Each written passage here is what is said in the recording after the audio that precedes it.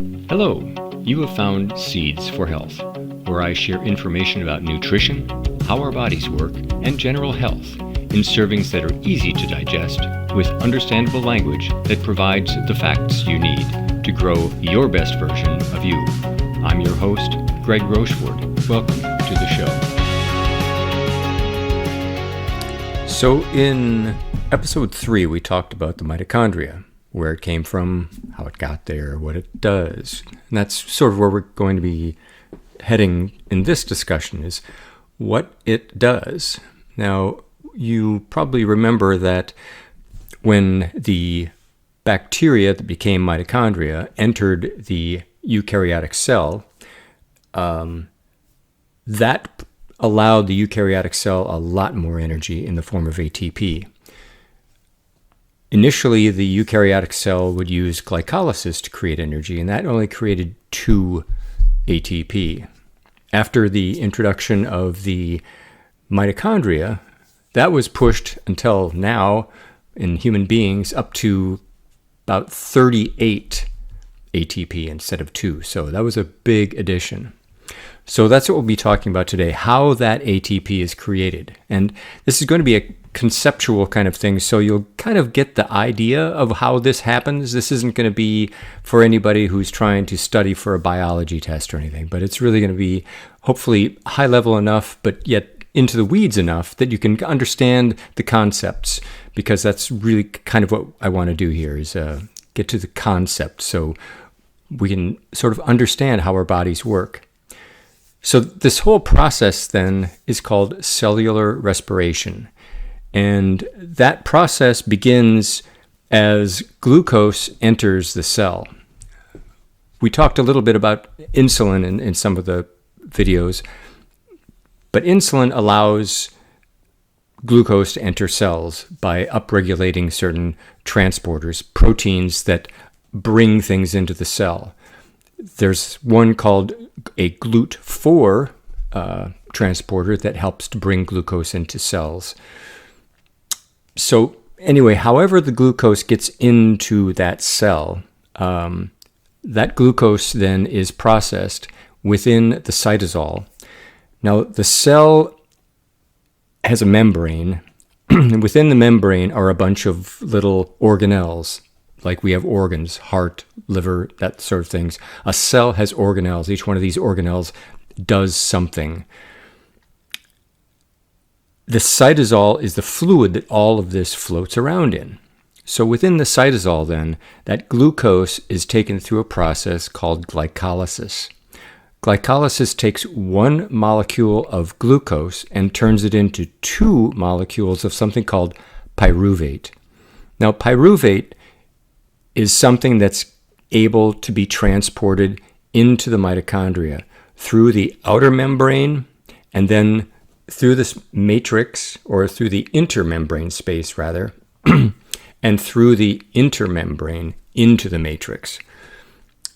But while it's doing that, and it's being converted into acetyl-CoA, now just a little detour on pyruvate.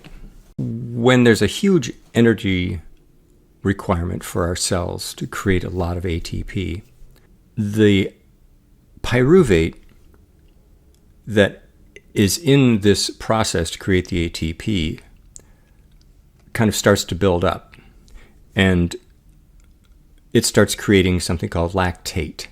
The lactate is involved in the transition of hydrogen so that it continues the process of glycolysis.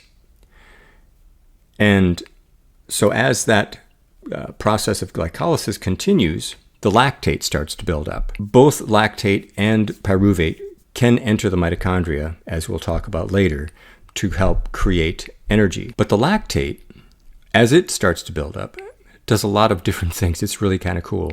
It becomes a signaling molecule to the mitochondria to say, you know, we need more energy than you're producing right now, so you may want to build more of yourself. So next time when we want this energy, there'll be more of you. It also starts to spill out of the cell and go into our bloodstreams. And different muscles, including our heart, can use the lactate as fuel to create this ATP energy. The thing that's nice about the lactate is that once a cell gets the lactate, it doesn't have to even go through the step of glycolysis to create it. It's already created, so it can go directly into the mitochondria and start making energy. So one step in this whole process is completely eliminated. The glycolysis is completely eliminated when lactate is available. Lactate also gets into our brains, and it's a signaling molecule there that triggers our brain to create this substance called brain-derived neurotrophic factor, BDNF. And that leads to more synapse growth, neuroplasticity, which allows our brains to kind of rethink things. And so the buildup of lactate that occurs when there's a high energy demand through some sort of high intensity exercise really does a lot of wonderful things. And they're finding a lot more out about this because lactate was really considered just a waste product. We've all heard of lactic acid. Well, from what I understand, lactic acid doesn't even exist in the human body. So we've got the lactate and the pyruvate situation done here. Either lactate or pyruvate then is available to get into the mitochondria for the next step. As it enters the mitochondria through the outer membrane, the intermembrane space, and then the inner membrane, it is transformed into acetyl-CoA. Now, this acetyl-CoA is used in the next process. We've talked about glycolysis, and now this is kind of the next process. So glycolysis created 2 ATP, and so it's not a very productive process. The conversion of pyruvate or lactate into acetyl-CoA creates 2-NADH, and I'll talk about that in a little while here.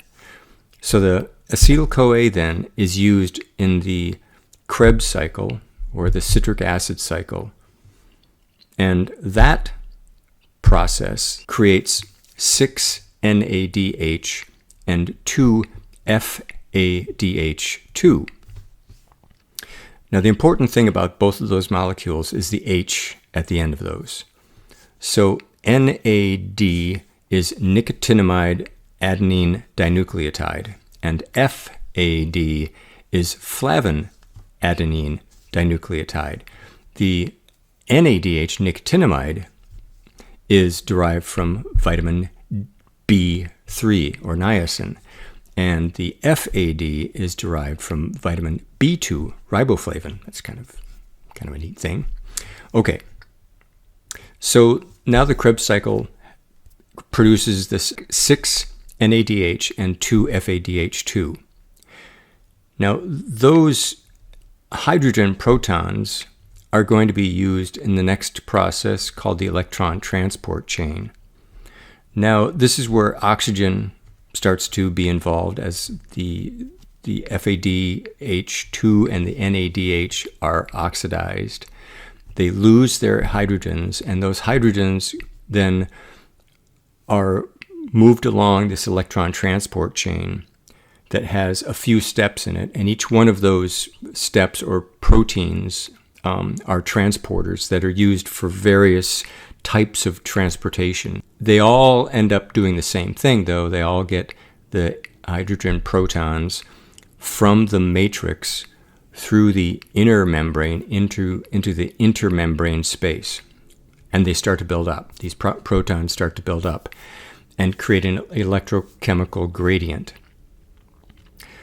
Now, once that gradient gets to a certain point, these hydrogens want to come back into the matrix because it's too electrically charged on that side of the inner membrane. They start to flow back through this protein, and this protein is quite an amazing thing. So consider a normal-sized person. each person has billions of cells.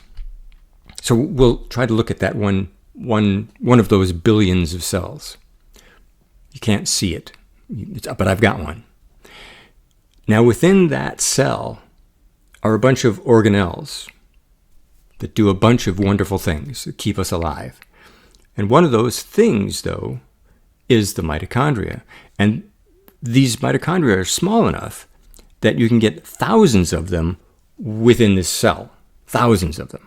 That's how tiny the mitochondria is. And within the mitochondria, there is the outer membrane and the inner membrane. It's all kind of, it looks like it's undulated. And on the inner membrane is a protein, and that protein is called ATP synthase. So these hydrogen protons are all building up in the intermembrane space. And now they want to flow back into the matrix.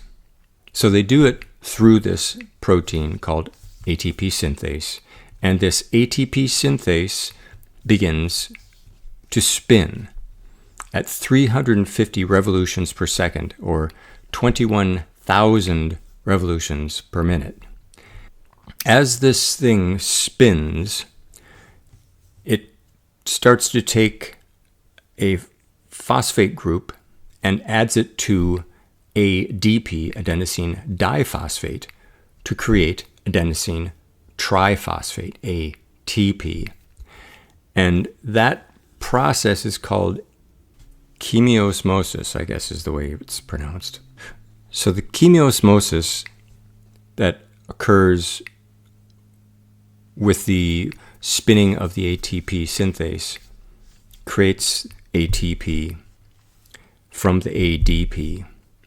And that final electron transport chain and the spinning protein, that entire process then is called oxidative phosphorylation, because the oxidation of the FADH and the FADH2 and the NADH, stripping those hydrogens, is the oxidation portion, and the phosphorylation portion is as it comes out of that ATP synthase protein.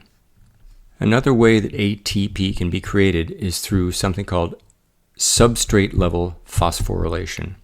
Is simply one molecule donating a phosphate group to another. And in the case that I'm going to discuss is creatine.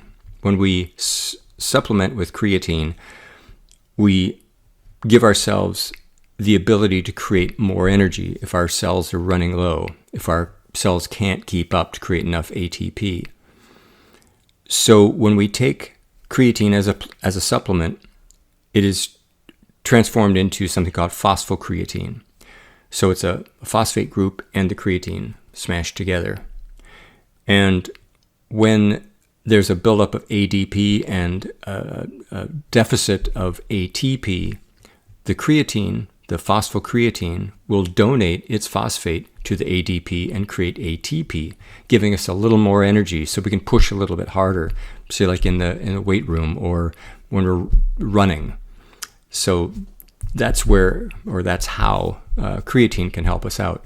It donates that phosphate group to the ADP, creating ATP that we can use for more energy, which is pretty darn cool.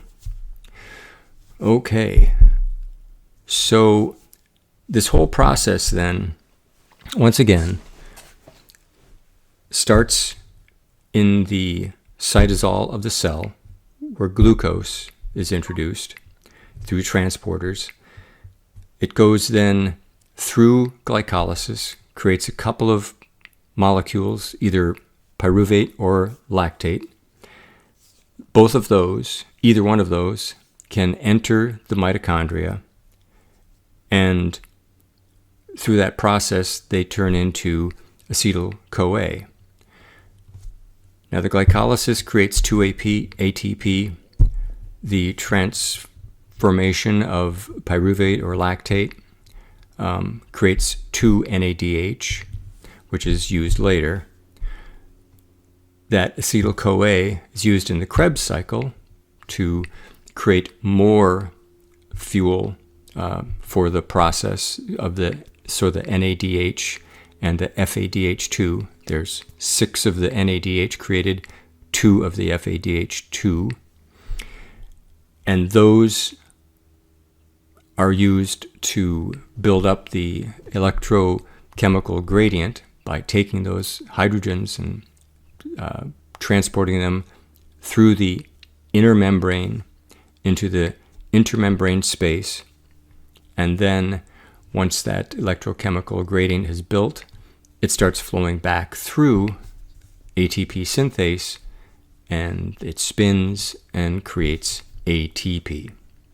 So altogether, that last portion, that last ATP synthase section, creates about 32 to 34 ATP. So altogether, through this entire process, 2 in the glycolysis, 2 in the Krebs cycle, and 32 to 34 in oxidative phosphorylation, we get 36 to 38 ATP total. So compare that to what the eukaryotic cell was doing before the mitochondria was there. The eukaryotic cell in a low oxygen environment, that's maybe a benefit. If there's no oxygen, it can still create 2 ATP. But now, with our mitochondria, we can create 36 to 38 ATP. So that's a big increase.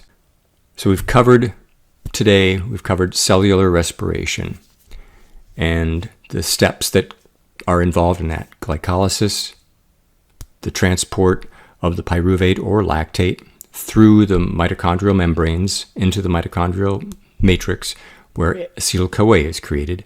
Acetyl-CoA then is used to start up the Krebs cycle. The Krebs cycle creates NADH and FADH2 to be used in the next section of the process called electron transport chain. The electron transport chain then kicks off the flow of electrons or protons back into the mitochondrial matrix to create ATP from ADP, and that last couple of sections, the electron transport chain and the transfer of those protons back into the matrix, is called oxidative phosphorylation. And altogether, that creates about 38 ATP. So hopefully that was something that is simply a pretty high level, but kind of deep into the weeds kind of thing, because there's a lot more in this. But I wanted to give you enough to say, oh, I've heard of that. And at least that you get a really conceptual idea of what it takes to create energy from glucose. I wish you well, and I will see you next time. Thank you for listening to Seeds for Health. I hope the information that I presented was informative. If so, please hit subscribe. Please also leave comments on how I can improve or topics that you'd like to see covered. Enjoy your journey to better health, and I'll see you next time. Thank you.